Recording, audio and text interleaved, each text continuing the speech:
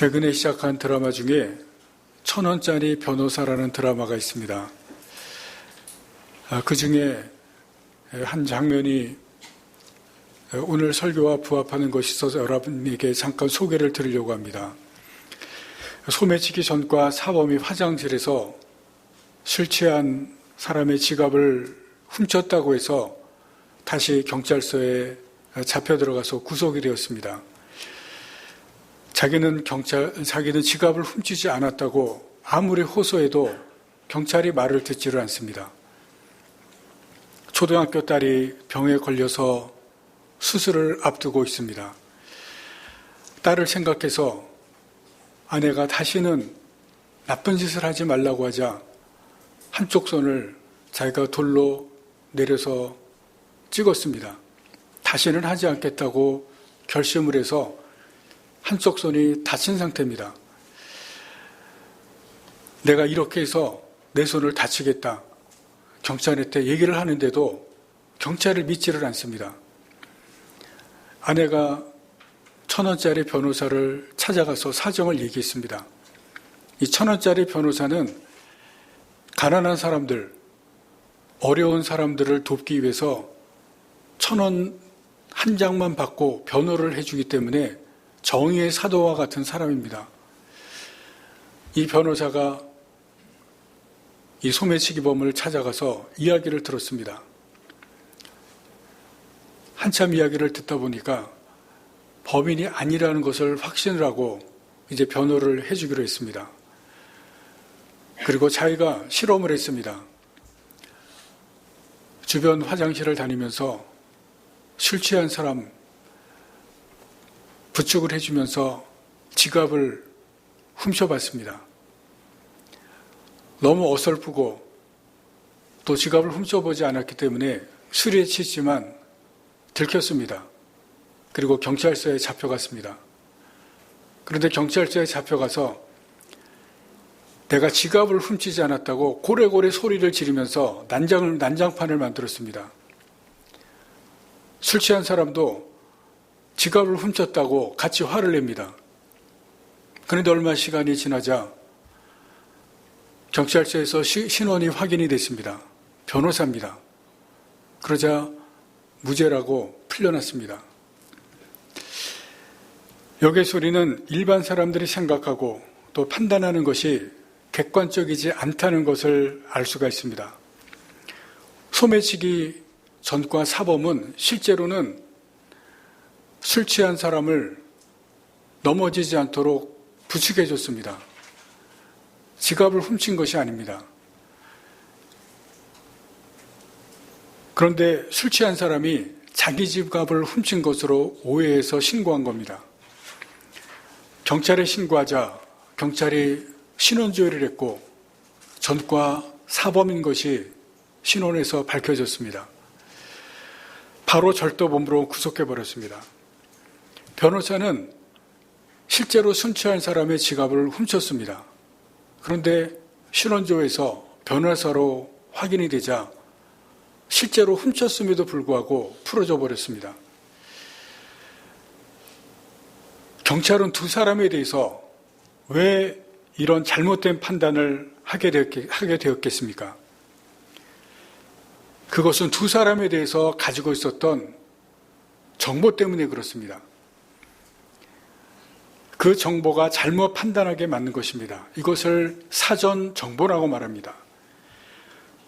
첫 번째 사람은 신원 조회를 하자 전과 사범이라는, 소매치기 전과 사범이라는 정보를 얻게 됩니다. 사건을 철저히 조사하기보다 이 사람에 대한 사전 정보, 그것이 판단하게 하고 그리고 구속이라고 하는 결과를 가져오게 됩니다. 두 번째 사람도 마찬가지입니다.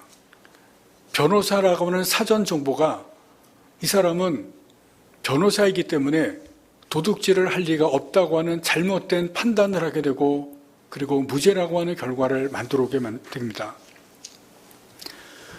실제로 일어난 일보다 사전 정보가 판단하게 하고 그리고 잘못된 결론을 만들어냅니다. 그리고 사전 정보는 사람들에게 편견을 가지고 오게 합니다. 내가 만나는 나라나 또 내가 가고자 하는 지역이나 또 내가 만나는 사람에 대해서 편견을 가지게 하고 잘못된 판단을 내리게 할 가증성이 굉장히 높습니다. 오늘 본문에서 하나님은 베드로에게 고넬료를 만나게 하십니다. 고넬료라고 하는 사람은 이방인입니다. 유대인과 이방인은 교제를 할 수가 없습니다. 심지어 식사를 같이 할 수도 없습니다. 율법으로 금하고 있기 때문에 그렇습니다. 아직도 유대교 신앙에서 벗어나지 못한 고넬료는 이방인에게 복음을 전하려고 하는 생각조차도 갖지 못합니다. 유대인은 이방인은 구원을 받지 못한 그러한 사람이라고, 구원을 받을 수 없는 사람이라고 생각하기 때문에 그렇습니다. 베드로는 이방인에 대해서 이런 사전 정보를 가지고 있었습니다. 이것은 오랫동안 민족이 쌓아온 집단적인 것입니다. 민족적이고 종교적이고 그리고 관습적인 것입니다. 우리에게도 이런 것이 많이 있습니다. 특히 우리는 일본에 대해서 이런 것이 아주 깊이 뿌리 박혀 있습니다. 일본은 일방적으로 우리나라를 침략하고 그리고 약탈해 왔습니다. 임진왜란과 일제강점기를 거치면서 우리가 일본이란 나라, 일본이란 사람들에 대해서 학습해 온 것이 있습니다. 여기 계신 많은 분들이 어릴 때 학교에서 일본과 일본 사람들에 대해서 일본은 나쁜 나라고 일본 사람들은 나쁜 사람이라는 것에 대해서 아마 배웠을 것입니다. 그것은 사전 정보입니다. 우리나라만 그런 것이 아니라 일본 사람들도 한국과 한국인에 대해서 좋지 않게 배웠습니다. 마찬가지로 사전 정보입니다. 그래서 두 나라가 서로 오해하고 갈등을 가지는 그런 역사가 계속해서 이어져 왔습니다. 요즘 젊은이들이 연애할 때 서로 물어보는 것이 있다고 합니다. MBTI라고 하는 이 심리 검사입니다. 그것이 16가지 유형이 있는데 서로 연애하면서 너 어떤 유형이냐 서로 물어본다고 합니다. 이 16가지 유형은 사람의 심리를 유형화해서 틀을 만드는 것입니다. 서로 어느 분이나 16가지 유형 중에는 한 가지가 해당이 됩니다. 그런데 이것이 사람의 성격, 사람의 심리를 한 가지 유형으로 가두는 것입니다. 검사 결과를 받은 사람은 자기가 그런 유형의 사람이라고 생각하게 됩니다. 판단합니다. 또 연애하면서 상대방에게 그런 유형이라고 물어보고 그런 유형에 대해서 듣게 되면은 16가지 유형에 대해서 젊은이들은 어떤 유형은 어떤 성격이라고 이미 다 알고 있습니다. 그래서 들으면 상대방의 그런 성격이라고 정보를 이미 알고 있기 때문에 판단해 버립니다. 아, 저 사람은 저런 유형의 성격이다. 판단해 버립니다. 그래서 연애가 시작되면 어떤 행동을 하게 되면 그 상대에 대해서 그런 성격이라고 그 행동을 통해서 그런 성격이라고 맞춰가게 됩니다. 그 행동을 그런 성격으로 해석하게 됩니다. 사전 정보를 가졌기 때문에 그 성격으로 규정하고 그 행동을 그 성격으로 해석하게 됩니다. 이것은 잘못된 판단이고 편견입니다. 내가 이미 가지고 있는 사전 정보를 가지고 상대방을 그렇게 규정하고 그런 성격으로 판단하고 해석하는 것입니다. 물론 맞는 것도 있겠지만 안 맞는 것도 있습니다. 여러분, 사람의 마음이라고 하는 것은, 사람의 성격이라고 하는 것은 굉장히 다양합니다. 그것을 16가지로만 나눠서 거기에 맞출 수가 없습니다. 그리고 그 사람의 성격은 그 유형이기만 하지는 않습니다.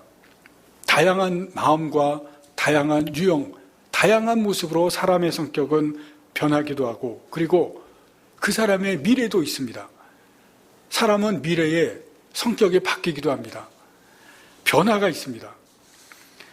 사전 정보가 주는 잘못된 편견과 편견의 위험이 이 부분에 있다는 것을 우리가 알 수가 있습니다. 오늘 본문에서 하나님은 베드로를 이런 편견과 판단에서 벗어나게 하는 것을 우리들에게 보여주십니다. 하나님께서 베드로에게 환상을 보여주십니다. 하늘에서 큰 보자기가 내려오고 거기에 여러 가지 짐승들이 담겨 있습니다. 부정한 짐승이고 동물들입니다. 그런데 하늘에서 잡아먹으라는 음성이 베드로에게 들립니다. 율법에는 부정한 동물들을 먹지 말라고 하는 그런 금지사항이 있습니다. 이 부정한 동물들 중에는 되새김질 못하는 것, 그리고 굽이 갈라지지 않은 것, 지느러미가 없는 것, 이런 것들은 먹을 수가 없습니다. 돼지나 토끼나 장어, 뱀 이런 것들이 여기에 해당이 됩니다. 이런 것들은 금한 동물이고 먹을 수가 없습니다. 반면에 되새김질하거나 굽이 갈라지거나 지느러미가 있는 것들은 먹을 수가 있습니다. 그래서 소나 또 양은 유대인들이 다 먹을 수가 있었습니다. 일반 지느러미가 있는 건 물고기도 다 먹습니다. 그런데 잡아 먹으라고 했을 때 베드로가 대답을 합니다. 안 됩니다. 속되고 깨끗하지 아니한 것을 지금까지 먹은 적이 없습니다. 한 번도 먹은 적이 없다는 것입니다. 이것은 무슨 얘기냐면 제가 율법을 잘 지켰다는 이야기입니다. 그런데 하늘에서 다시 음성이 들렸습니다. 오늘 본문의 말씀 15절 말씀입니다. 하나님께서 깨끗하게 하신 것을 내가 속되다 하지 말라. 부정하지만 하나님께서 깨끗하게 하셨다는 것입니다. 내가 그것을 부정하다, 속되다 말하지 말라는 것입니다. 그런데 이 장면이 3번이나 똑같이 환상으로 베드로에게 보였습니다. 한 번이 아니라 3번이나 보였습니다. 여러분, 우리가 아실 것이 있습니다. 구약시대에 하나님께서 이방인들을 구원 밖으로 보내신 것이 아닙니다. 하나님께서 구원 받지 못할 대상으로 만드신 것이 아닙니다. 하나님은 유대인들만의 하나님이 아닙니다. 유대인들만 구원받게 하시는 하나님이 아니었습니다. 이스라엘만의 하나님이 아니라는 것입니다. 하나님은 한 민족만의 하나님이 아닙니다. 모든 세계, 모든 민족의 하나님이셨습니다. 하나님께서 구약에서 이스라엘을 택하신 이유가 무엇이냐면, 구약을 잘 보시면 이스라엘을 통해서 모든 사람들, 모든 민족을 구원하시기 위한 것이 하나님의 목적입니다. 그런데 이스라엘이 그것을 하지 않았습니다. 자기들만 구원받고 자기들만 선택된 민족이라고 그렇게 생각합니다. 착각이고 오해입니다. 그 일을 제대로 하지 못했기 때문에 하나님께서 하신 것이 예수님을 보내신 겁니다. 예수님을 보내셔서 모든 사람들, 유대인들이 생각하기에 이방인들을 구원하시려고 한 것입니다. 그래서 제자들과 우리가 지금 사도행전에서 보시는 초대교회를 통해서 땅끝으로 가라고 말씀하시고 이방인들을 구원하시게 하신 것입니다. 이방인들은 부정한 자들이 아니라 하나님께서 깨끗하게 하신 사람들입니다. 하나님께서 사랑하신 사람들이고 구원받아야 할 사람들이었습니다.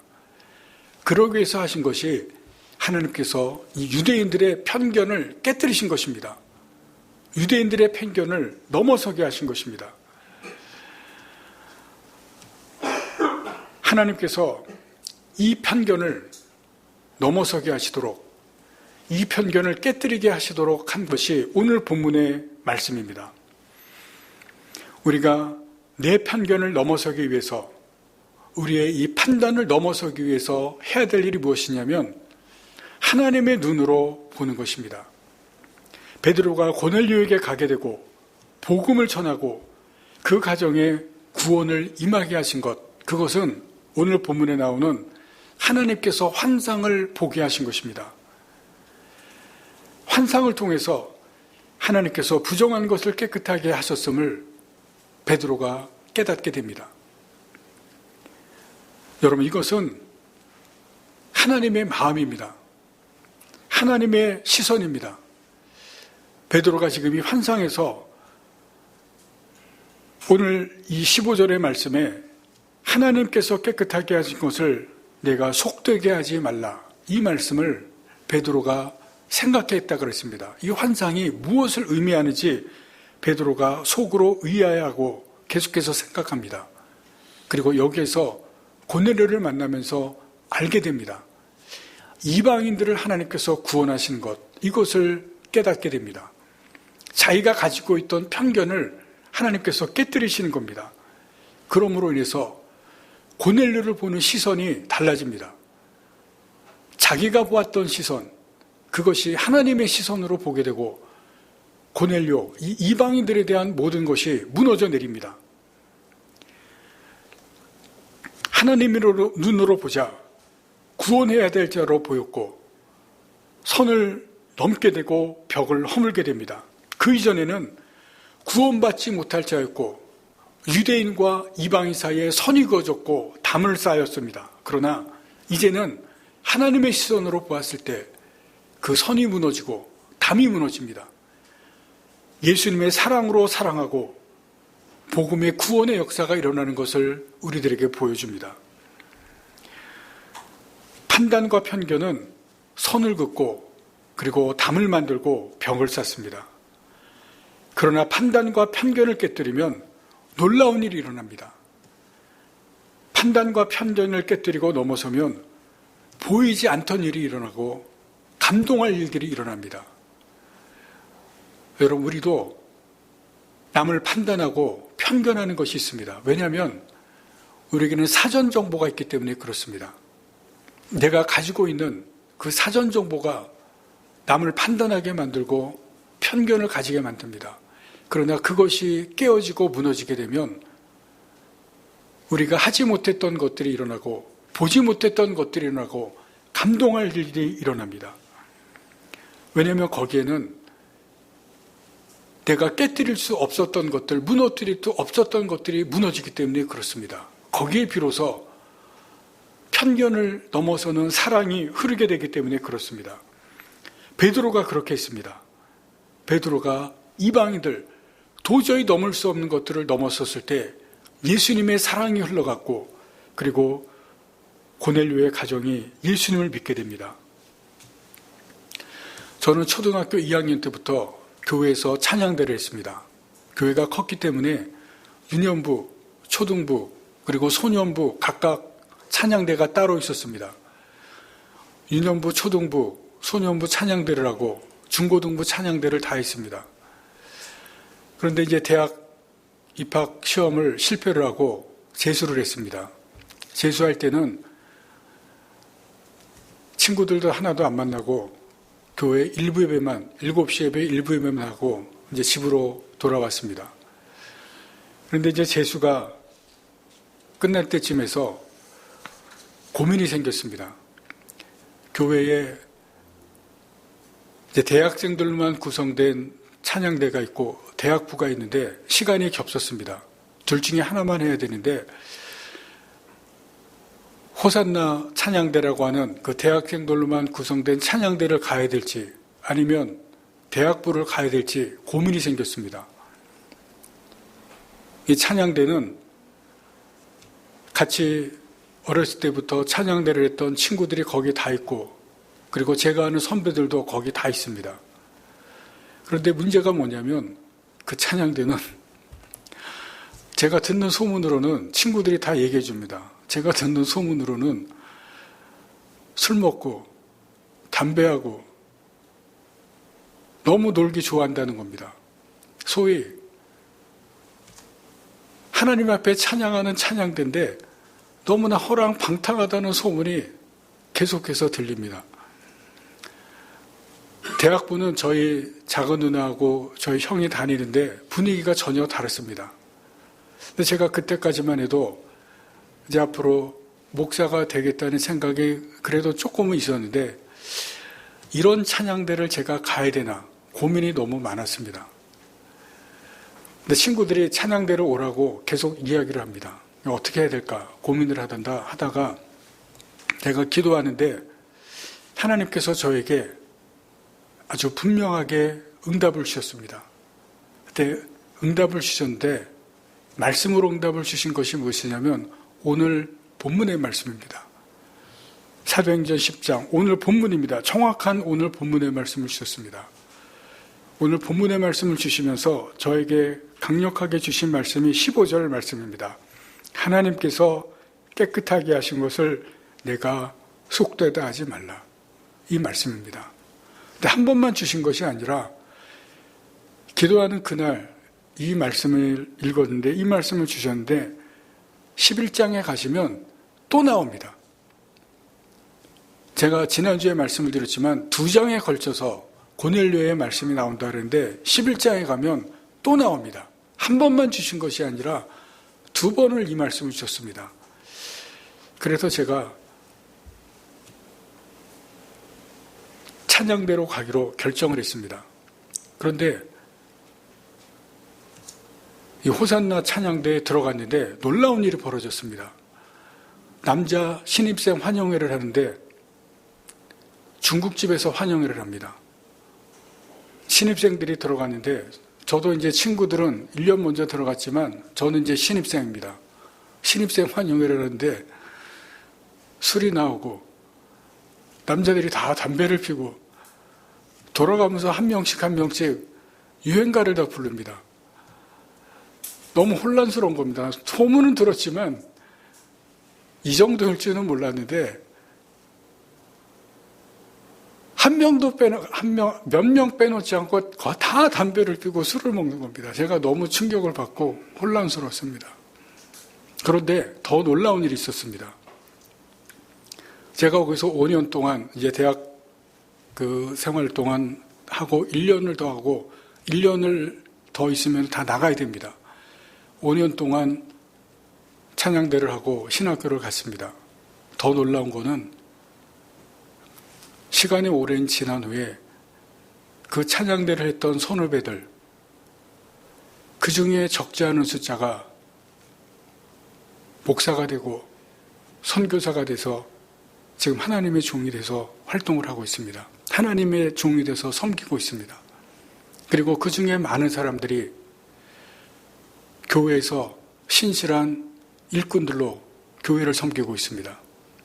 같은 교회에도 있기는 하지만 지금 여러 곳으로 흩어져서 각자의 교회에서 교회의 일꾼으로 교회를 섬기고 있습니다.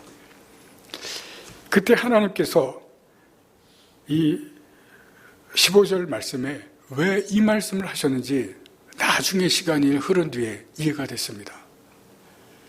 그때 제가 보기에는 술을 먹고 담배를 피고 날마다 당구장에 가서 시간을 보내고 부정해 보이고 거룩해 보이지 않았지만 하나님께서는 깨끗하다고 말씀을 하신 겁니다.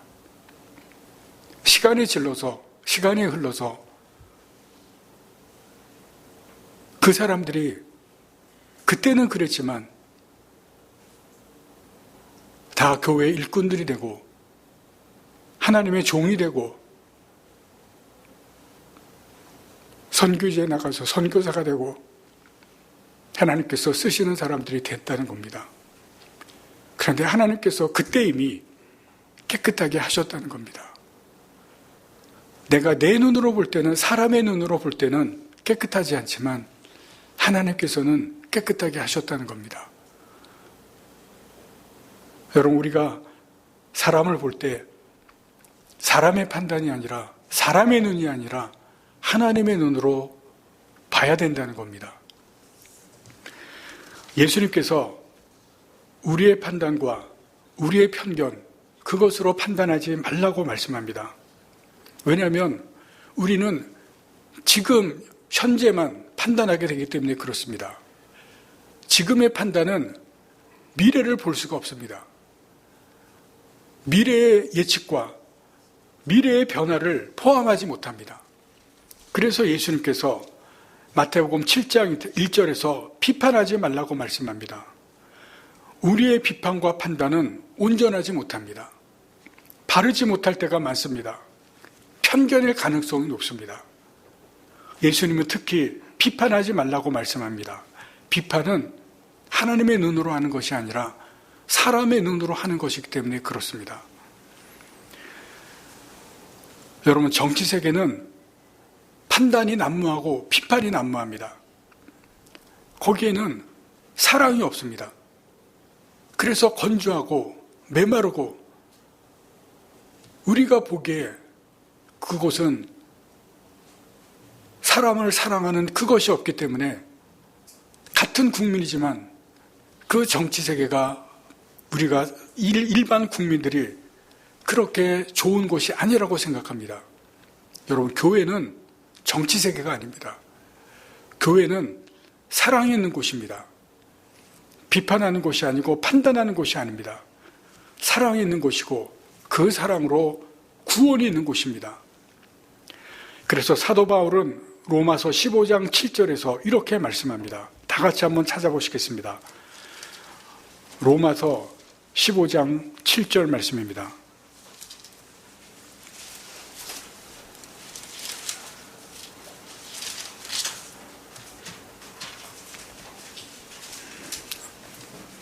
신약성경 259페이지입니다.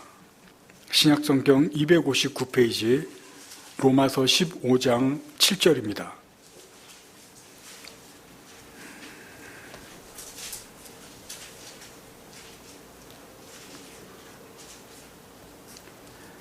다 같이 읽겠습니다.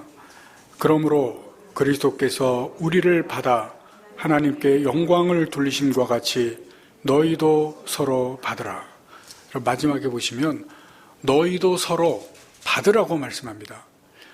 그리스도께서 우리를 받으셨다고 말씀하셨는데 여러분, 예수님께서 우리를 받아주셨습니다. 우리의 아름다움과 우리의 귀함과 우리의 온전함을 받으신 것이 아닙니다. 죄와 나쁨과 우리의 못된 것, 이런 것들을 예수님께서 받아주셨습니다. 우리가 판단하고 비판하고 미워하고 불평하는 것, 그 모든 것들을 예수님께서 받아주셨습니다. 그래서 우리에게 서로 받으라고 말씀합니다. 남편과 아내와 자녀를 보시면 못마땅한 것이 있을 것입니다. 내가 보면 판단하게 됩니다. 이웃과 성도를 보면 마음에 안 드는 부분이 있습니다. 그래서 판단하게 됩니다. 여러분, 그러나 하나님께서 깨끗하게 하신 그런 분들입니다. 구원하실 분들이고 구원하신 분들이고 구원하실 분들입니다. 그래서 우리에게 서로 받으라고 말씀합니다. 마음에 안 드는 부분들을 받고 그리고 못마땅한 부분들을 받으라고 말씀합니다. 예수님께서 우리를 받으셨기 때문에 그렇습니다. 우리가 다 온전한 사람들이 아니기 때문에 우리가 이미 가지고 있는 사전 정보, 그것을 가지고 판단하고 비판하는 것이 아니라 예수님께서 우리를 받아주신 것처럼 우리가 예수님의 그 시선으로, 하나님의 시선으로 서로 받으시고, 그리고 정치 세계가 아니라 여기는 하나님이 만드신 사랑하는 곳입니다. 허물이 있어도 받아주시고, 그리고 누구를 만나든지 구원의 대상이라는 생각하시는 그런 귀한 마음으로 우리 가정에서, 교회에서 살아가시는 하나님의 귀한 사람들 되시기를 간절히 바랍니다. 기도하시겠습니다.